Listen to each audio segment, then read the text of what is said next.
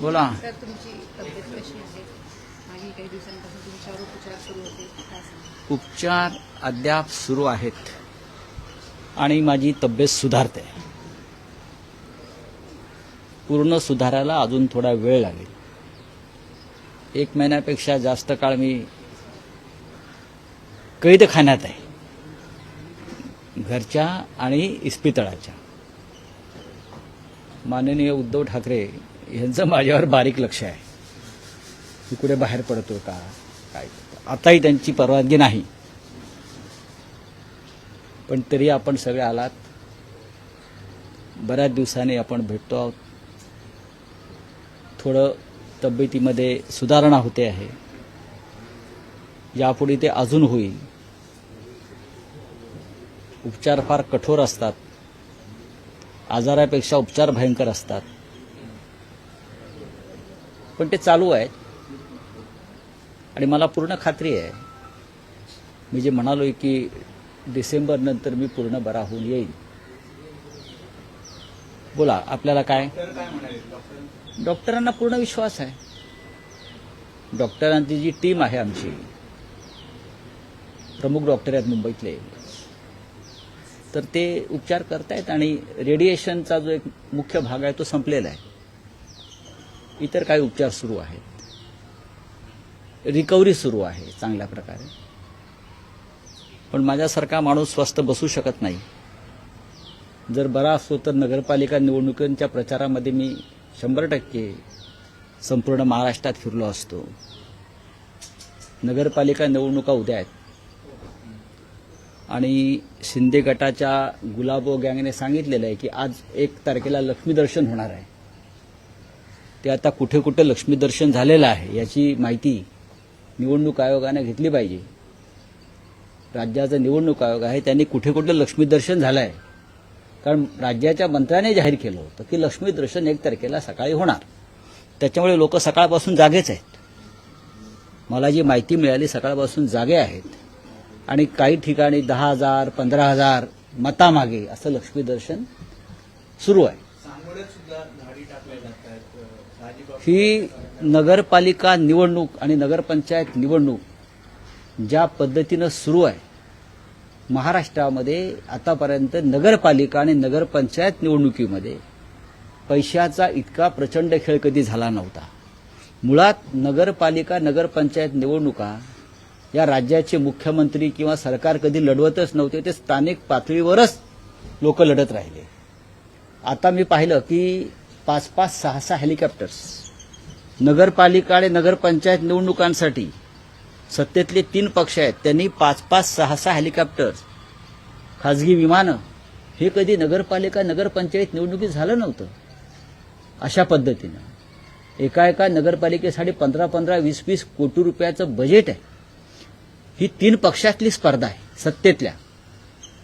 आतापर्यंत आम्ही निवडणुका लढलो, पण आम्ही ह्या निवडणुका आमच्या स्थानिक कार्यकर्त्यांवर सोडल्या. आताही तशाच सोडलेल्या आहेत. तुम्ही पाहिलं असेल की शिवसेनेकडून लोक म्हणतात विरोधक निस्तेज आहेत या निवडणुकीत. नाही, विरोधक निवडणुकीमध्ये आहेत, पण अशा पद्धतीनं निवडणुका आम्ही कधी लढल्या नाही.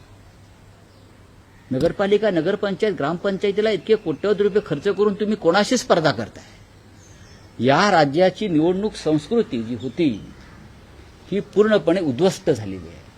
या राज्याला एक संस्कृती होती, संस्कार होता, तो गेल्या 4 ते 5 वर्षामध्ये देवेंद्र फडणवीस यांच्या नेतृत्वाखालच्या सरकारनं पूर्णपणे उद्ध्वस्त केलेलं आहे. आपापसात त्यांच्या मारामाऱ्या सोडून द्या, पण नगरपालिका निवडणुकीमध्ये किती पैसे खर्च करावेत याला काही मर्यादाच राहिलेल्या नाही. याचं कारण 3 पक्षातली स्पर्धा, तू मोठा की मी मोठा.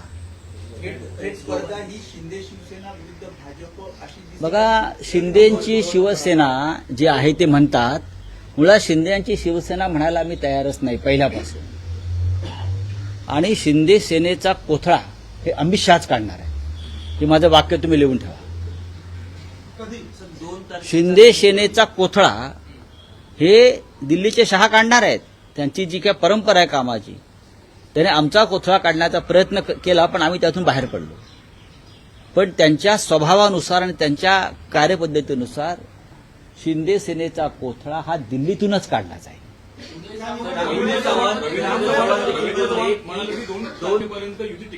आणि मी हे तुम्हाला आता सांगत नाही, गेले वर्षभर सांगतो, यांचे 35 आमदार फुटणार आहे. ज्या पद्धतीनं त्यांनी शिवसेनेच्या बाबतीमध्ये गुप्त ऑपरेशन तेव्हा केलं आणि आमचे आमदार, तीच पद्धत, त्याच पद्धतीनं आता शिंद्यांचे आमदार फोडण्याचं काम अगदी व्यवस्थित सुरू आहे. रवींद्र चव्हाण हे भारतीय जनता पक्षाचे प्रदेशाध्यक्ष आहेत, करेक्ट, कोकणातलेच आहेत आणि डोंबिवलीचेच आहेत. त्यांची नेमणूक खास त्यासाठीच केलेली आहे डोंबिवलीतून. ज्याला राजकारण कळत आहे त्यांनी ते राजकारण समजून घेतलं पाहिजे. आणि जे आजच सामनाचा अग्रलेख आहे, जे रवींद्र चव्हाणांचं वक्तव्य आहे 2 तारखेनंतर, आणि तुम्हाला आठवत असेल मीही वारंवार तेच सांगत होतो, डिसेंबर नंतर बघा काय होतं. यांचा कोथळा, यांना वाटत असेल की दिल्लीचे 2 महान नेते आमच्या पाठीशी आहेत, ते कोणाच्याही पाठीशी नसतात. हिंदुहृदय सम्राट बाळासाहेब ठाकरे यांनी अमित शहा आणि नरेंद्र मोदी यांना बरं का नियमबाह्य मदत केली, कायद्याच्या बाबतीमध्ये, इतर बाबतीमध्ये, तरी त्यांनी माननीय हिंदुहृदय सम्राटांच्या शिवसेनेच्या पाठीत खंजीर खुपसायला मागे पाहिले नाही. तिथे शिंदे कोण? शिंदे तर त्यांनीच पाळलेलं. तुमचं म्हणणं की महापालिका निवडणुकीआधी हा पक्ष कुठे? बघा, हा पक्ष त्यांचा फुटलेलाच आहे. पक्ष फुटलेलाच आहे. हा त्यांचा पक्ष नाहीच आहे. तो अमित शहाने निर्माण केलेला एक गट आहे. हा अमित शहाचा पक्ष, हा शिंदेचा पक्ष नाही. माझी शिवसेना खरी आहे का? हास्यास्पद नाही का हो? कसली यांची शिवसेना? याने कधी शिवसेनेला जन्म दिला? याने काय शिवसेनेसाठी खस्ता खाल्ल्यात? हे कधी तुरुंगात गेले सेनेसाठी? बाळासाहेब याने कोणती आंदोलनं केली? माननीय उद्धव ठाकरे यांच्या नेतृत्वाखालची शिवसेना महाराष्ट्रामध्ये आजही मजबूतीने उभी आहे. पैशाच्या ताकदीवर निवडणुका जिंकणं म्हणजे लोकशाही नाही. त्याला आम्ही लोकशाही किंवा राज्य करण्याची पद्धत मानत नाही. एक मंत्री म्हणतो आमच्याकडे नगरविकास खातं आहे आणि भरपूर पैसा, याचा अर्थ निवडणूक आयोगाला कळत नाही, फडणवीसांना कळत नाही. आपण भ्रष्टाचाराचा 0 टॉलरन्सचा जेव्हा भूमिका घेता, तेव्हा तुमच्या खात्यातला एक मंत्री नगरविकास खातं आमच्याकडे आहे, त्यावेळेला आमच्याकडे आम्हाला पैशाची चिंता नाही असं जेव्हा सांगतो, तेव्हा ताबडतोब त्या मंत्र्याला बरखास्त केलं पाहिजे आणि नगरविकास खातं ज्याच्याकडे आहे त्याच्याकडून ते काढून घेतलं पाहिजे. तर तुम्ही राज्याचं नेतृत्व करता असं आम्ही मानतो. आम्ही यशवंतराव चव्हाणांपासून नेतृत्व पाहिलेले आहे त्या राज्यामध्ये. संस्कारी, संयमी आणि सुसंस्कृत नेतृत्व काय असतं, माननीय शरद पवार साहेबांपर्यंत, मनोहर जोशींपर्यंत, देवेंद्र फडणवीस यांच्याकडनं अपेक्षा होती, पण ते त्याला अपयश त्यांचं आलेलं आहे. फडणवीसांनी शिंदेना सांगितलेलं होतं, जेव्हा मंत्र्यांनी बहिष्कार टाकलेला होता कॅबिनेटवर, तेव्हा फडणवीसांनी आश्वासन दिलेलं होतं की तुमचे कार्यकर्ते आम्ही फोडणार नाही आणि आम्ही तुमचे फोडणार नाही. मात्र लगेचच दुसऱ्या दिवसापासून शिंदे गटाचे बघा, फडणवीस यांचं राजकारण जर शिंदेना कळत नसेल तर त्यांच्या राजकारणात राहू नये. नुसतं पैशावर राजकारण चालत नाही, पैशांवर माणसं विकत घेता येतात. मला आश्चर्य वाटतं राज्यातल्या जनतेचं. या राज्याची जनता 10,000 15,000मध्ये आपल्या मुलाबाळांचं भविष्य विकत आहे. बेरोजगारी तशीच आहे, लोकांना रोजगार नाही, गरिबी तशीच आहे, कायदा सुव्यवस्था पूर्ण ढासळलेली आहे, महिलांची सुरक्षा धोक्यात आहे. रोज मुंबईत, महाराष्ट्रात रोज महिलांच्या अत्याचारावर घटना घडतात. त्याच्यावर कुणी बोलत नाही. त्याच्यावरती उतारा जर 10 आणि 15,000 रुपये मताला असेल तर ह्या राज्याच्या जनतेनं स्वतःला अशा प्रकारे विकल्यामुळे ते आपल्या पुढल्या पिढीचं भविष्य धोक्यात आणतायत. 10 आणि 15,000 या जनतेची किंमत आहे का? पण लुटलेला पैसा, भ्रष्टाचाराचा पैसा अशा माध्यमातून निवडणुकीमध्ये येतोय आणि आमची जनता खुश आहे. 10,000 नगरपालिकेला, 10,000 विधानसभेला, 25,000 लोकसभेला, त्याहून जास्त. ही या जनतेची कमाई आहे या राज्याच्या. बाकी नोकऱ्या धंदे काही नाही. कणकवलीमध्ये राणे बंधू एकमेकांच्या विरोधात उभे राहिलेले पाहायला मिळतात. तर एकमेकांचे नेते दोन्ही राणे बंधूंना बळ देताना पाहायला मिळतात. कारण एकनाथ शिंदे सुद्धा नारायण राणे यांच्या घरी गेले. निलेश राणेंना म्हणाले की तुम्ही तुमच्या पाठीशी उभा. मग नारायण राणे भाजपचे खासदार आहेत. एकनाथ शिंदे राणांच्या घरी गेले. नारायण राणे भारतीय जनता पक्षाचे खासदार आहेत आणि भारतीय जनता पक्षानं आमदार निलेश राणे यांच्यावरती गुन्हा दाखल केला. मी निलेश राणे यांचं अभिनंदन करीन की त्यांनी कशा प्रकारे पैशाचं वाटप होत आहे कोकणात हे दाखवण्याचा प्रयत्न केला. त्यांचे आमचे मतभेद असतील पण शेवटी निवडणुकीमध्ये पैशाचं वाटप कशा प्रकारे होत आहे हे दाखवण्याचा प्रयत्न केला. याचा अर्थ शिंदे गटाचे लोक पैसे खर्च वाटत नाहीत का? जास्त वाटतात. पण कोकणामधल्या एका भागामध्ये आमदार राणे, निलेश राणे यांनी कसे पैसे येतात, कसं पैशाचं वाटप होतं यावरती प्रकाश पाडला असेल तर निवडणूक आयोगानं त्यांची दखल घेण्याऐवजी त्यांच्यावर गुन्हा दाखल करणं हे काय मला योग्य वाटत नाही. ज्या प्रकारे निवडणुका, काही नगरपालिका, नगरपंचायत निवडणुका या पुढे ढकलल्या आहेत, ऐन वेळी या पुढे ढकलल्या आहेत. देवेंद्र फडणवीस व्यवस्था आहे. देवेंद्र फडणवीस असं म्हणाले की कायदेशीररित्या असं पुढे जाणं हे चुकीचं आहे. नाही, ही तसं जरी असलं तरी पुढल्या निवडणुकांमध्ये भरपूर वेळ मिळावा त्यासाठी ही निवडणूक आयोगाशी संगनमत करून केलेली राजकीय व्यवस्था आहे. एकनाथ शिंदे म्हणतात की मुंबई आणि ठाण्यामध्ये आमचाच पक्ष मोठा भाऊ ठरणार. बघा, असं आहे की ते न्यूयॉर्कला सुद्धा जिंकू शकतात. ते त्यांच्याकडे जे कोट्यवधी रुपये आहेत ते डॉलरमध्ये कन्व्हर्ट करतील आणि तिथे वाटायला जातील, 4 लोक पाठवतील. ते जर्मनीमध्ये जिंकू शकतात, ते कुठेही जिंकू शकतात. त्यांना असं वाटतं मी माझ्या हातामध्ये प्रचंड पैसा असल्यामुळे लुटीचा मी जग माझ्या मुठीत आहे. तसं नाही आहे. तसं राजकारण हे वाळूसारखं असतं मुठीतल्या, ते कधी सटकू शकतं. हा, जेव्हा कोण बोलत नव्हतं तेव्हा तुम्ही बोलत होता की मनसे आणि शिवसेना एकत्र येतील. जवळपास अनेक बैठका देखील झाल्या आहेत. युती देखील आता काही दिवसांनी एक जाहीर. महिना तुम्ही विश्रांती घेतली. बैठकामध्ये राज ठाकरे आणि उद्धव ठाकरे हो, झाली ना बैठक. ती कुठपर्यंत होईल? बघा, मी तुम्हाला अगदी पहिल्या दिवसापासून सांगतो, शिवसेना माननीय बाळासाहेब ठाकरेंची म्हणजे उद्धव ठाकरे यांच्या नेतृत्वाखालची खरी शिवसेना आणि महाराष्ट्र नवनिर्माण सेना राज ठाकरे यांच्या नेतृत्वाखालची, या दोघांमध्ये सकारात्मक चर्चा सुरू आहे. बैठका सुरू आहे जागा वाटपावर आणि योग्य दिशेनं ही चर्चा सुरू आहे. माननीय उद्धव ठाकरे आणि माननीय राज ठाकरे यांच्यामध्ये उत्तम संवाद सुरू आहे.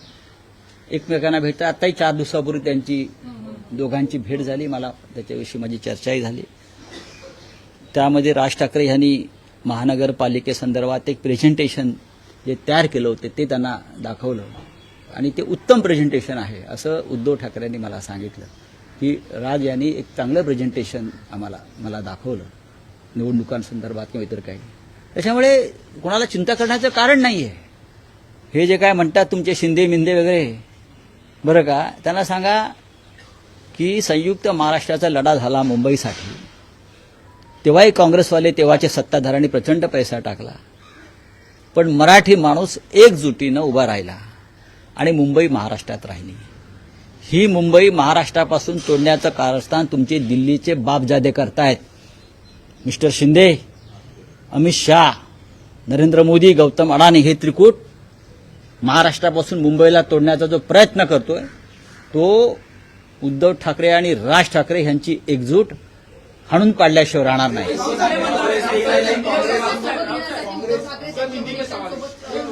बातचीत करतात असं कळत होतं, तर ही चर्चा बघा, कुठपर्यंत आलेली आहे? एक लक्षात घ्या, काँग्रेसची आमची चर्चा सुरू आहे. जर काँग्रेसला वाटत असेल, त्यांचा जर बिहारच्या निकालानंतर त्यांचा जर कॉन्फिडन्स वाढला असेल,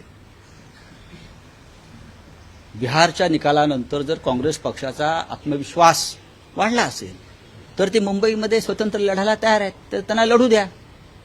आमची त्यांची चर्चा सुरू आहे. मी साधारण डिसेंबरच्या 2ऱ्या आठवड्यात दिल्लीत जाणार आहे. तेव्हा माझा प्रयत्न असेल की या विषयावर मी त्यांच्या हायकमांडशी बोलेन. पण काँग्रेसने सोबत असणं मुंबईमध्ये महाविकास आघाडी म्हणून ही आमची भूमिका असायला पाहिजे. काँग्रेस पक्ष आम्ही सगळे एकत्र आहोत. राज ठाकरे सोबत आल्याने भारतीय जनता पक्षाचा पराभव होणार आहे, लक्षात घ्या. आमचा जो शत्रू आहे, या मुंबईचा जो शत्रू आहे तो भारतीय जनता पक्ष आहे. गौतम अडाणीला ज्या पद्धतीने ही मुंबई घशात घातली जाते ती जर थांबवायचं असेल आपल्याला तर राज ठाकरे यांचं सोबत असणं ही या मुंबईची आणि महाराष्ट्राची गरज आहे. बोले हिंदी में. कुंभ मेला नासिक में हो रहा है, पैसा महाराष्ट्र का लग रहा है और कॉन्ट्रैक्ट गुजरात में जा रहा है, क्या कहना चाहते हैं? प्रयागराज में भी यही हुआ ना. आप प्रयागराज में जाइए और देखिए, प्रयागराज में जितने भी काम इंफ्रास्ट्रक्चर के हो गए वो सब कॉन्ट्रैक्टर्स गुजरात के थे. लोकल लोगों को काम मिलना चाहिए. नासिक में कुंभ मेला हो रहा है, नासिक में पूरे गुजरात के ठेकेदारों का डेरा वहां बैठा है। अगर नासिक में काम हो रहा है तो महाराष्ट्र के जो काम करने वाले ठेकेदार है, लोग हैं, उनको काम मिलना चाहिए लोकल लोगों को। आप ये साधुग्राम के लिए 2000 झाड़ तोड़ रहे हैं, हाँ पेड़ तोड़ रहे हैं, सर पार्लियामेंट से रास्ता चौड़ा करने के लिए लोगों के घर तोड़ रहे हैं। ये कुंभ मेला में किसने कहा? हाँ, लोगों को आप बेघर बेरोजगार कर रहे हो। ये सिंहस्थ कुंभ मेले का काम है क्या? 25,000 करोड़ का बजट पूरा गुजरात में जा रहा है। गिरीश महाजन को पूछिए, मैं झूठ बोल रहा हूं तो मैं उनको पूरे लिस्ट देता हूं ठेकेदारों की। बोलिए। सर पार्लियामेंट सेशन शुरू हो रहा है, जो SIR है उसको लेके SIR पर हम चर्चा मांग रहे हैं। पूरे अपोजिशन ने आज जो नोटिस दिया है, मैं मुंबई से बोल रहा हूं, मैं दिल्ली नहीं पहुंच पा रहा हूं, मैं जाऊंगा दिल्ली में, लेकिन SIR पे चर्चा होनी चाहिए, इलेक्शन रिफॉर्म के ऊपर चर्चा होनी चाहिए, पहलगांव के ऊपर चर्चा होनी चाहिए, दिल्ली ब्लास्ट के ऊपर चर्चा होनी चाहिए। ये सरकार की जिम्मेदारी है कि ये जो प्रमुख प्रश्न है इस देश में उसके ऊपर चर्चा, लेकिन सरकार भाग रही है, सरकार डर रही है। बिहार में इतनी जीत होने के बावजूद भी सरकार अपोजिशन से डर रहा है और चर्चा से भाग रहे। सरकार ये संसद नहीं चलने देगी, इस बार ये सत्र नहीं चलने देगी। सर सर मोहन आपकी बाबू तबीयत को लेकर सवाल करना चाहूंगा कि आपकी तबीयत सही नहीं है, फिर भी आप आगे प्रेस कॉन्फ्रेंस दे रहे हैं। उद्धव ठाकरे का नाम लिया आपने, आप भावुक हो गए, आपके भाई भी भावुक हो गए। सर जब जेल गए थे, जब भी आप इसी तरह आए थे और बात, देखिए, मेरी जो बीमारी है जेल से शुरू हो गई।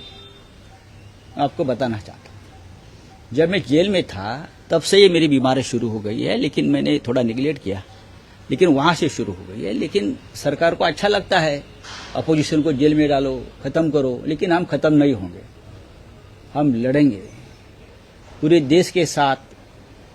देश के बड़े बड़े नेता हमारे साथियों से मेरा संपर्क है, दर दिन सबकी शुभकामनाएं है। मैं जल्दी ठीक हो जाऊंगा और मैदान में उतरूंगा। थँक्यू। विचार केले. चांगली गोष्ट आहे, ही व्यक्तिगत नाती असतात. धन्यवाद. ठाकरेंची तोफ शांत बसलेली होती. 1 महिन्याची दिनचर्या कसली होती? मी बोललो नाही, मी कैद खाण्यातच आहे, वैद्यकीय कैद खाण्यात आहे, मेडिकल जेल. आज फडणवीसांनी तुम्हाला परत एकदा शुभेच्छा दिली की लवकरात परत एकदा माध्यमांसमोर येतात. नाही बघा, देवेंद्र फडणवीस हे कधी काळी आमचे जवळचे मित्र होते आणि आम्ही नाती जपतो. आम्ही एकत्र काम केलेलं आहे. आजारपणात त्यांनी मला स्वतः फोन करून चौकशी केली आणि सर्व प्रकारच्या मदतीची त्यांनी पेशकश केली. मोदी आणि शिंदेची पण तुम्हाला केली ना. बघा, ही राजकारण वेगळं आहे, व्यक्तिगत नाती वेगळी असतात. केंद्रातल्या जवळजवळ सर्वच मंत्र्यांनी दूरध्वनी करून माझी चौकशी केली. उपराष्ट्रपती असतील, सगळ्यांनी माझ्याशी ही एक नाती असतात, ती टिकवली पाहिजेत. राजकारणामध्ये किती शत्रुत्व असलं तरी ते व्यक्तिगत स्तरावर शत्रुत्व येता कामा नये. देवेंद्रजींनी माझी चौकशी केली किंवा जर त्यांना कोणी भेटलं तर ते माझी चौकशी करतात. नरेंद्र मोदीजींनी चौकशी केली, वारंवार ते करत असतात. आजही सकाळी त्यांनी कोणाकडे तरी चौकशी केली असं मला कळलं, मला फोन आला होता. पण या गोष्टी होत असतात. उद्धवजी, राजजी चौकशी करतात. 2 दिवसात राज ठाकरे इथे येणार आहेत असं त्यांचा निरोप आहे. पण या गोष्टी होत असतात आणि मी बरा आहे. चला, धन्यवाद.